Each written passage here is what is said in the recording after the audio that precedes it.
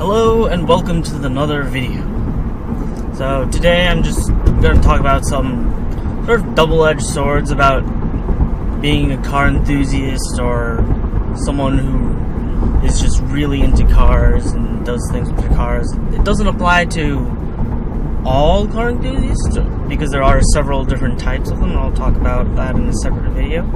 But there are different types and not all of them apply to every single type of car enthusiast or even every single person in each type of car enthusiast. So it's a bit different, but overall it should be generally sort of what a lot of car enthusiasts have to deal with. So, you know, the first thing that every car enthusiast has to deal with is buying a car. Or at least choosing a car, for that matter. So there's several ways of doing that. So you get to buy a car. So that means you get to take a lot of time and choose and find out exactly what one you want. Do you care, you know, does it have a running engine? Does it not have a running engine? Are you going to order one from the dealership? Are you going to not do that? You get to figure all of that out. You get to pick all the options. You get to choose every single thing. You can go to the dealership and order it. You can buy it from Craigslist. You can buy it from whatever other person or website or whatever it is that you decide to buy it from. But you have choices for that. Now, the other side of this is you get to buy a car. And the thing is, you have a lot of choices, but car enthusiasts tend to be very picky. They want to pick a particular style, or this one's better than the other one, or they go and test drive this person's car and that person did something with that car that they didn't like, so they decided, nah, I'm going to pass on this one, I'm going to go get a different one. So, or even at the dealership, okay, I can't get this option at this dealership, but that other dealership might have it, and so they go everywhere just to find that one option that they want. Things like that. And there's also things to deal with, like you have to wait a metric fuck year just to get your ordered car in, because when you order one, they don't build it instantly necessarily. Okay, sometimes what they do is actually put it in, but then they have to wait for an open slot in the order sheet because the dealerships also order their own cars, and there's other people already in there that have ordered their cars. So you're not the only one with an order in there. And when you're not the only one with an order in there, you're going to have to wait for a while. Sometimes it's faster, sometimes it's slower. But you are getting what you want, so you get to buy a car, but you also are buying a car. The next thing that a lot of car people get to deal with is working on cars. Some people, I get it, they want to buy the car, they enjoy the car, but they don't work on it. They just buy it, drive it on the weekends, enjoy it, take it in for maintenance. That's fine. But this applies more to people who are working cars. So you work on your car. The plus side is you get to do everything yourself. You get to put all the love and baby it and everything, and make sure every single screw is torqued down to exactly how satisfied you would be with a certain torque or whatever it is that it may be that bothers you. But you get to treat it and put on the parts with the same love and passion that you would anything else. But also, you're working on your car.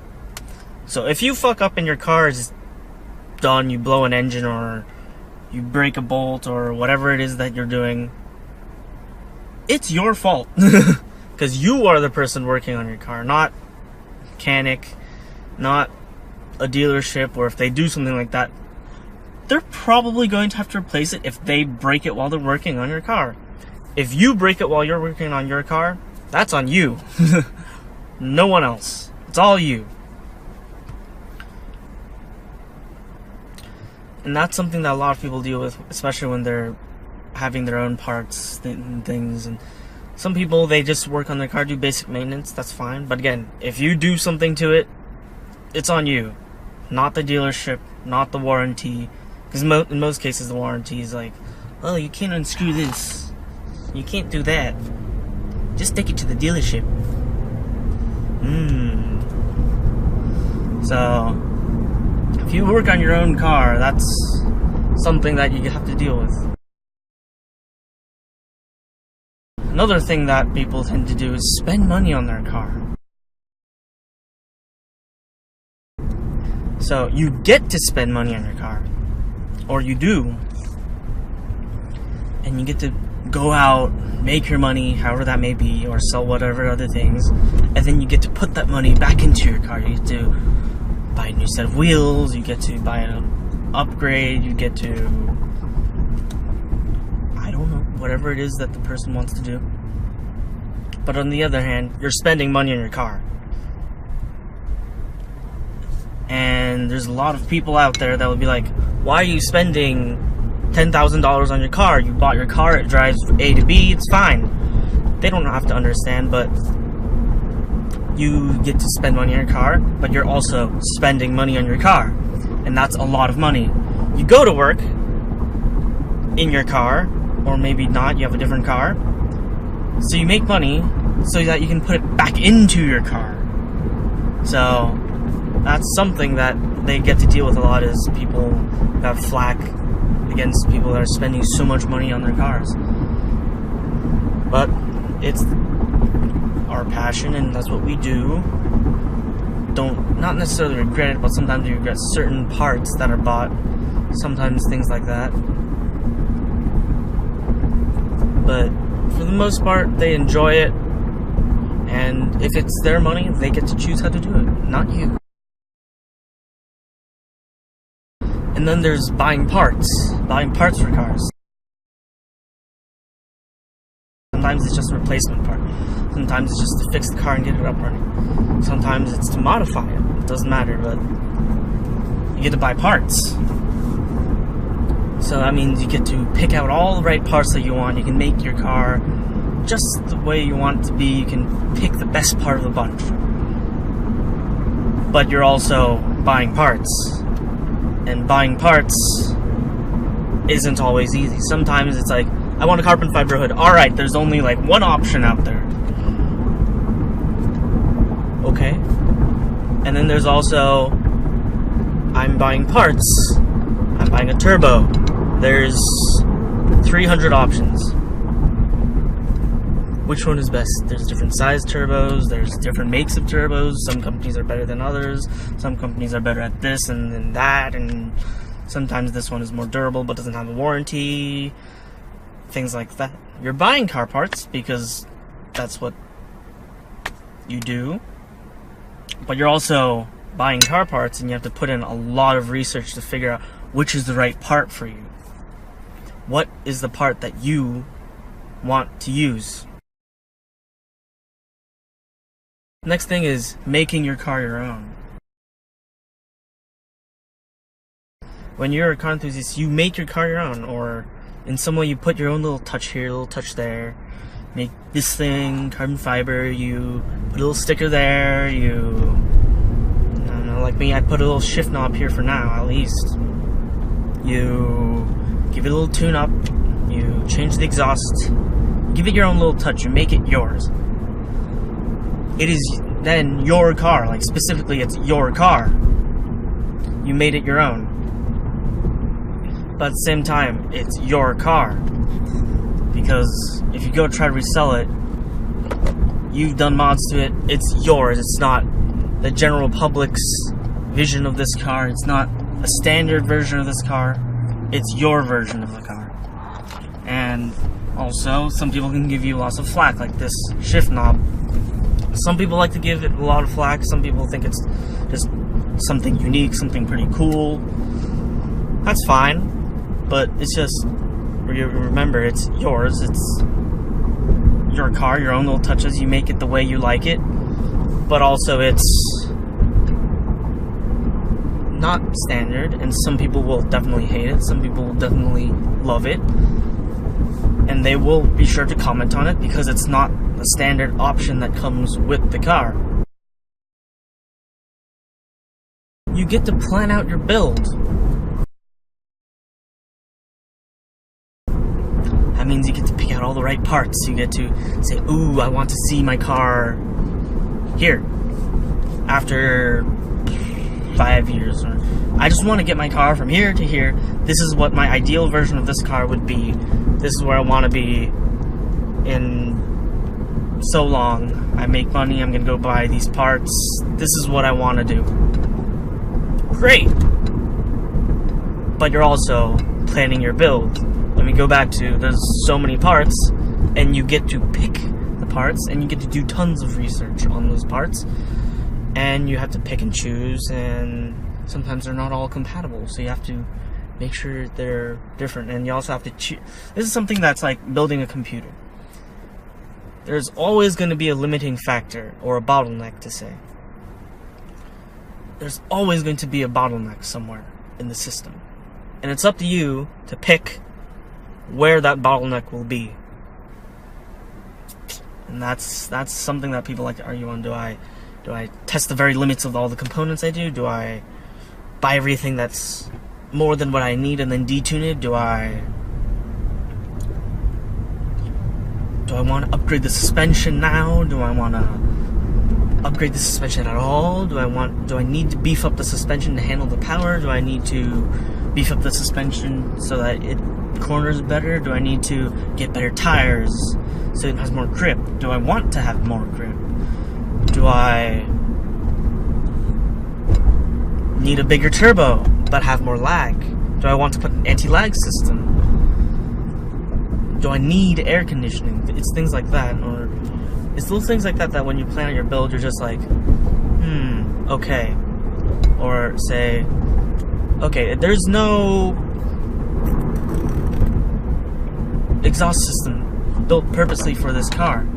Okay. Somebody made this work. Do I want to get it, or do I get someone to make me a custom one specifically for my car? Do I... it's little things like that that make it so hard to plan a build. Everybody has their own vision of things, and sometimes they have to custom parts, sometimes a part's not compatible, sometimes it goes out of stock. More research. One very annoying thing about being a car person is there's always something new.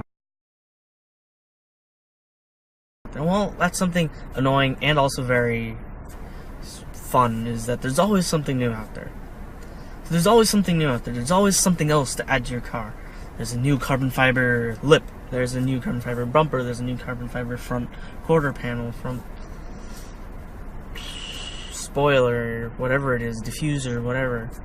There's a little new tune out there. There's the E85 tune. Oh, it came out. Okay, there's a new version of my car that's slightly faster. The new engine block in my car is better, or the newer version of my car is better. There's little things like that. Ooh, and that's so interesting. But at the same time, it's like there's always something better than what you have. You may have grippy set of tires, the best grippiest set of tires. All right.